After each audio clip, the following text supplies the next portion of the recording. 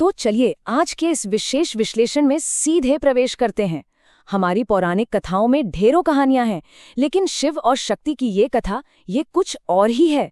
ये सिर्फ एक कहानी नहीं है जिसे सदियों से सुनाया जाता रहा है, बल्कि आज हम इसके असली, एकदम गहरे दार्शनिक अर्थ को डिकोड करने वाले हैं।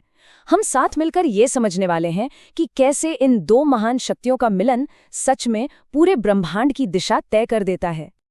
अब इस विषय की थोड़ी गहराई में उतरे तो शिव और पार्वती का मिलन हिंदू कथाओं का एक बहुत ही जाना माना प्रसंग है।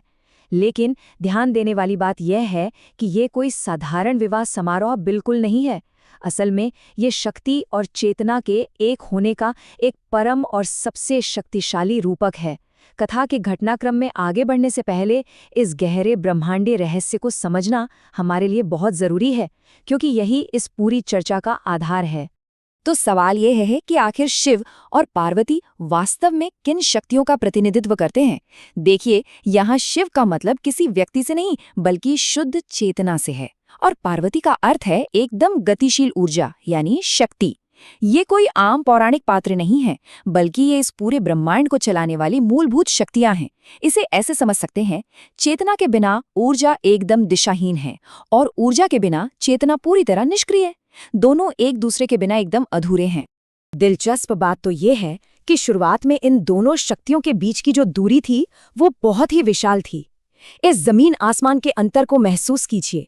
एक तरफ शिव हैं, एकदम शांत, गहरी तपस्या और ध्यान में डूबे हुए, भौतिक संसार से उनका कोई लेना देना ही नहीं है, पूर्ण वैराग्य। और दूसरी तरफ हैं देवी पार्वती, पर्वतराज हिमालय की पुत्री, जिनका मन बचपन से ही पूरी तरह सिर्फ और सिर्फ शिव में लगा हुआ है।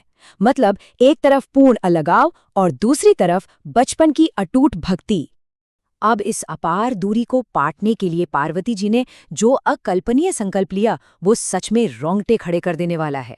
उनकी वो बचपन की भक्ति एक ऐसे दृढ़ निश्चय में बदल जाती है कि पाना है तो बस शिव को। पर शिव तो दुनिया से विरक्त हैं, उन्हें पाना कोई आसान काम थोड़ी था। इसलिए उन्होंने शुरू की एक अत्यंत कठोर तपस्या, सालों तक बिना कुछ खाए पिए रहना, गहरे ध्यान में जमे रहना। समय बीतने के साथ साथ उनकी इस शारीरिक और आध्यात्मिक साधना की तीव्रता बढ़ती ही चली गई। लेकिन जैसा कि हम सब जानते हैं, कोई भी महान उपलब्धि बिना एक बड़ी परीक्षा के तो मिलती नहीं है। ब्रह्मांड ने इस अपार समर्पण को परखने का निर्णय लिया। शिवजी ने खुद एक ब्राह्मण का भेष बदला और सीधे पार्वती जी के सामने प्रकट हो गए। और वहां जाकर उन्होंने क्या किया? उन्होंने खुद शिव की ही भयंकर बुराई करनी शुरू कर दी। जरा सोचिए, ये सबसे बड़ी और अंतिम मानसिक परीक्षा थी। जिस आराध्य के लिए इंसान सालों तक खुद को तपा रहा हो, जब उसी की कड़ी आलोचना सामने से हो रही हो, तो एक साधक के धैर्य का क्या हाल होगा। और ठीक इसी बिंदु पर पार्वती जी की वो अटूट भक्ति अपने भावनात्मक चरम पर पहुंचती है। ब्राह्मण की उन कड़वी बातों का खंडन करते हुए उन्होंने पूरे संकल्प के साथ बस एक ही बात कही, मेरे लिए शिव ही सब कुछ है, मैं उनसे ही विवाह करूंगी। बस इतने वर्षों का भयंकर कष्ट और ऊपर से ये मानसिक प्रहार, इसके बावजूद उनका समर्पण एक सेकंड के लिए भी नहीं डगमगाया। ये संकल्प की वो सर्वोच्च अवस्था है जहां बाहर की कोई भी बात भीतर के सत्य को हिला नहीं सकती। और फिर अंततः वह भव्य क्षण आता है जब सारी परीक्षाएं खत्म हो जाती हैं।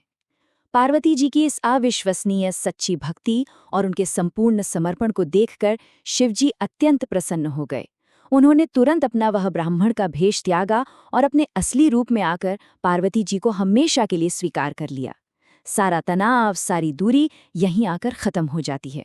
ये वो अद्भुत पल है जब शुद्ध चेतना अंततः उस पूर्ण ऊर्जावान समर्पण को पहचान कर उसे अपना लेती है। इसके बाद जो हुआ उसकी गूंज संपूर्ण सृष्टि में आज भी सुनाई देती है।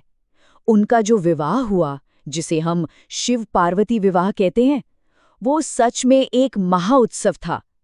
कोई आम जश्न नहीं, बल्कि एक विशाल ब्रह्मांडीय घटना थी। इसमें सारे देवता, बड़े बड़े ऋषि मुनि सब शामिल हुए। पूरा का पूरा ब्रह्मांड इन दोनों महान शक्तियों के अंतिम मिलन और सृष्टि के इस सर्वोच्च संतुलन का गवाह बना। ये एक ऐसा पल था जिसने पूरे अस्तित्व को ही आनंद से भर दिया। तो इस पूरे विश्लेषण से हम क्या निष्कर्ष निकाल सकते हैं? इसके कुछ बहुत ही गहरे मायने हैं। पहला तो ये कि ये कथा प्रेम, अटूट धैर्य और समर्पण का एक शाश्वत प्रतीक है। दूसरा, और शायद सबसे महत्वपूर्ण, शिव और शक्ति के एक होने से ही इस पूरी सृष्टि का संतुलन टिकता है। चेतना और ऊर्जा के सही तालमेल के बिना तो इस ब्रह्मांड का वजूद ही मुमकिन नहीं है। और तीसरा, ये हम सभी को एक बहुत बड़ा यूनिवर्सल सबक देता है कि सच्चा समर्पण, चाहे सामने कितनी भी विकट मुश्किलें क्यों ना हो, अंत में अपना रास्ता बना ही लेता है। ये सिर्फ एक कथा नहीं, बल्कि जीने का एक पूरा दर्शन है। अंत में इस पूरी चर्चा को समेटते हुए एक बहुत ही गहरा सवाल हमारे सामने आकर खड़ा होता है। क्या आज के इस तेज तर्रार आधुनिक युग में भी ऐसा गहरा धैर्य और अटूट समर्पण हमारे आसपास की दुनिया और सृष्टि के संतुलन को बनाए रख सकता है? क्या हम अपने निजी जीवन में इस ऊर्जा और चेतना के संतुलन को सच में स्थापित कर सकते हैं? इस प्राचीन ब्रह्मांडी शिक्षा को अपने भीतर गहराई से उतारने और इस पर विचार करने की बहुत आवश्यकता है।